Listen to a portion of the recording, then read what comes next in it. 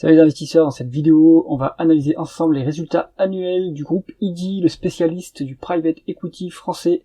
Abonnez-vous à la chaîne si ce n'est pas déjà fait et on commence tout de suite avec cette analyse des résultats. Le 26 mars, le groupe IDI dévoile des résultats annuels 2024 contrastés, marqués par une prudence stratégique face à un environnement économique, politique et géopolitique complexe. L'actif net réévalué, donc l'ANR par action, progresse de 2,42%, s'établissant à 91,52 €. Une hausse modeste mais significative, soutenue par la solidité du portefeuille en private equity Europe, avec des actifs liquides représentant encore 35% de l'ANR.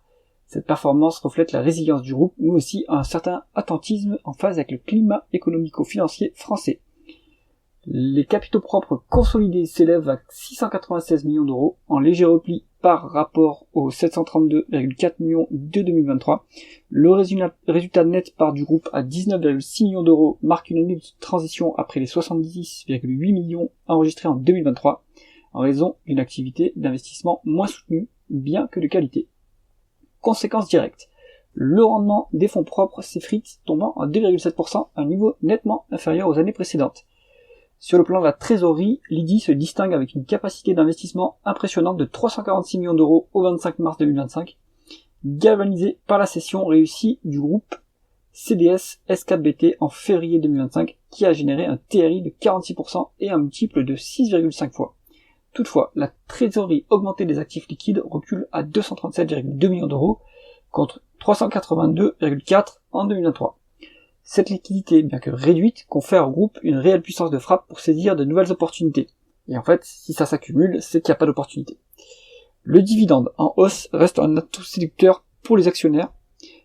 L'IDI proposera lors de l'Assemblée Générale du 13 mai 2025 une distribution de 4,20 € par action contre 2,75 € pour le dividende ordinaire de 2023, complété par un dividende extraordinaire de 1,40 €. Ce choix, le troisième en 5 ans, illustre l'engagement du groupe à offrir un rendement attractif avec un dividende ordinaire représentant près de 3% de l'ANR et un TRI historique de 15,73% depuis son introduction en bourse en 1991. C'est quand même assez performant.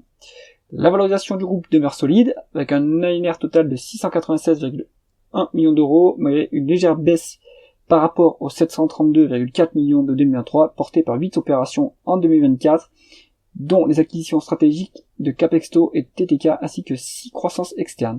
L'IDI maintient une trajectoire globalement ascendante.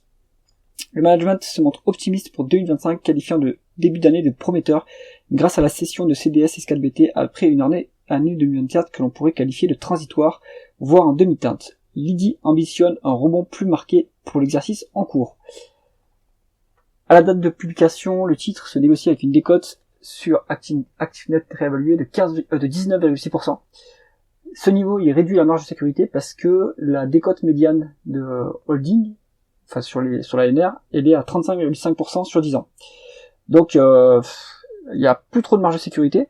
Et donc là, je me dis que si les résultats 2025, donc on aura des résultats, on aura un point d'activité trimestriel, puis après on aura les résultats semestriels. S'ils sont dans cette trajectoire-là, ça va devenir de moins en moins intéressant de détenir IDI. Bon, il y a quand même le dividende qui est intéressant, mais on est sur plus de marge de sécurité, du coup, à ce niveau, et sur des résultats. Et ça vient du fait que les résultats sont un peu faibles à l'heure actuelle. Donc, à suivre et à réévaluer par la suite, pour savoir si ça vaut toujours le coup de détenir IDI. J'espère que cette analyse vous a intéressé. Si c'est le cas, mettez un pouce vers le haut, et pensez à vous abonner à la chaîne. À bientôt.